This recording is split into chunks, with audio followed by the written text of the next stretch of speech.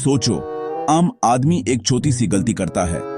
Office में file गुम हो गई, एग्जाम में 2 नंबर कम आए, तुरंत डांट पड़ती है, सजा मिलती है।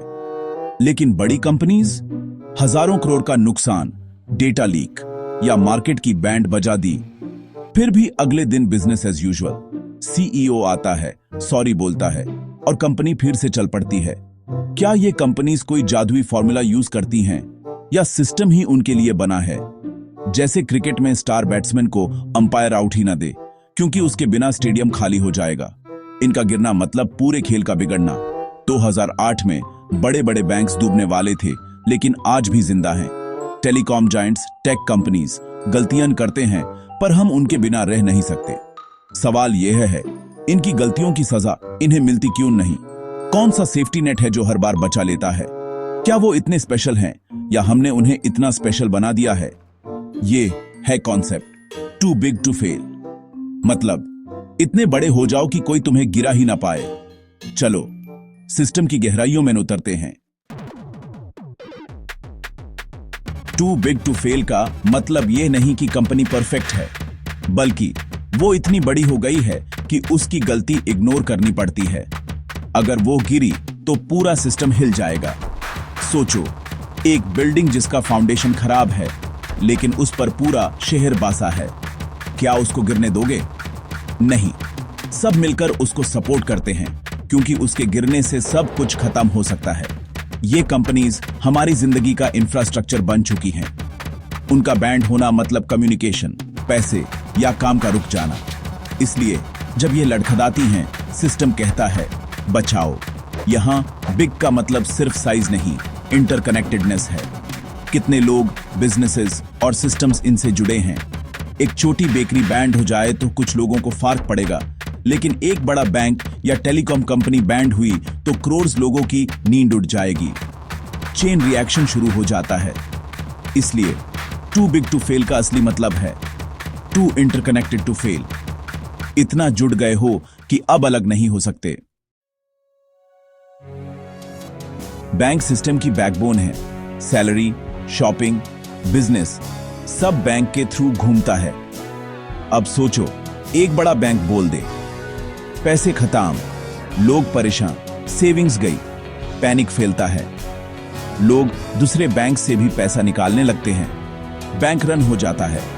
कोई भी बैंक सबको एक साथ पैसे नहीं दे सकता क्योंकि पैसा लोन्स और इन्वेस्टमेंट्स में लगा होता है। एक बैंक की गलती पूरे सिस्टम को क्राइसिस में डाल सकती है। सरकार को आगे आना पड़ता है, वरना लोगों का बैंकिंग सिस्टम से भरोसा उठ जाएगा। 2008 का क्राइसिस याद करो, लेमन ब्रदर्स को गिरने दिया, पूरी दुनिया की इकोनॉमी हिल गई। उसके बाद सरकार ने दूसरे बैंक्स को बचाया। बैंकों को फेल होने की आजादी नहीं है, चाहे गलती कितनी भी बड़ी हो, क्योंकि एक की गलती पूरे देश को रिसेशन में धकेल सकती है। इसलिए सरकार बेलआउट्स देती है, मर्जर्स करवाती है या रूल्स बदलती है। सिस्टम की बैकबोन होने का ये प्राइस है, लेकिन ये बैकबोन कभी कभी सिस्टम की सबसे बड़ी कमजोरी भी बन जाती है। जब बैंक फेल नहीं हो सकते तो रिस्क लेने की आदत बढ़ जाती है, और यही से शुरू होता है moral hazard. Too big to fail सिर्फ बैंकों तक नहीं, टेलीकॉम और टेक कंपनीज भी इस क्लब में हैं। सोचो, एक दिन के लिए मोबाइल नेटवर्क चला गया, ना कॉल, ना इंटरनेट, ना यूपीआई। देश की सबसे बड़ी टेलीकॉम कंपनी बैंड हो गई तो कम्युनिकेशन, बिजनेस, इमरजेंसी सर्विसेज सब था। सरकार इन्हें मरने नहीं देती, रूल्स बदलती है, टाइम देती है ताकि डिजिटल हाईवे चालू रहे। Tech giants Google, Microsoft, Amazon हमारी जिंदगी का हिस्सा बन चुके हैं। ईमेल, फोटोज, डॉक्यूमेंट्स, क्लाउड सब इनके पास। इनके बिना ऑफिसेज, बिजनेसेस, पर्सनल लाइफ सब रुक जाएगी। इनका फेल होना मतलब डिजिटल अपोकलिप्स।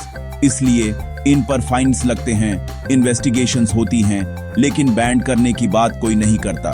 ये कंपनीज हमारी डिपेंडेंसी बन चुकी हैं। जब तक हम इनसे जुड़े हैं, तब तक ये टू बिग टू फेल हैं। इनका गिरना हम सब के लिए डिजास्टर है।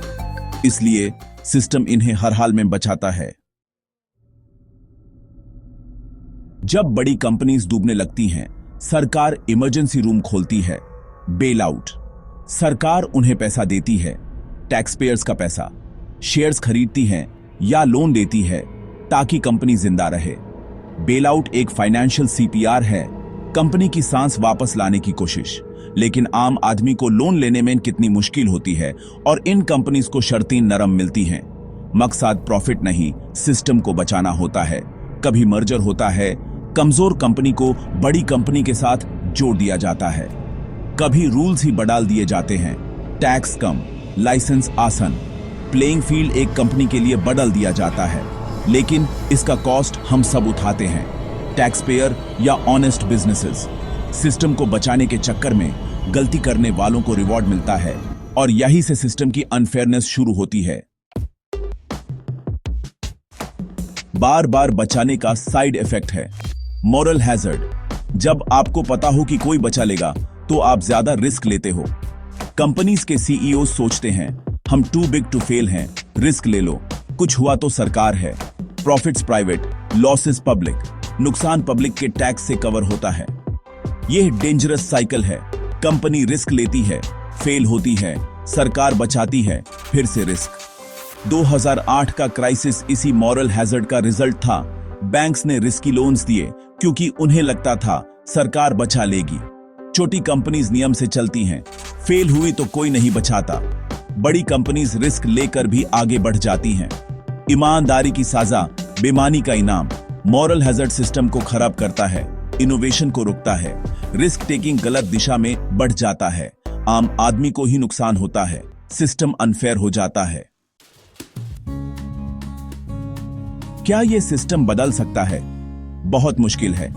सरकार के लिए धर्म संकट, बचाए तो इल्जाम, ना बचाए तो इकोनॉमी डूब जाए। बड़ी कंपनी को गिरने दिया तो चेन रिएक्शन, नौकरियां, सेविंग्स, छोटे बिजनेसेस सब खत्म। बचाया तो मॉरल हैजर्ड, अनफेयरनेस।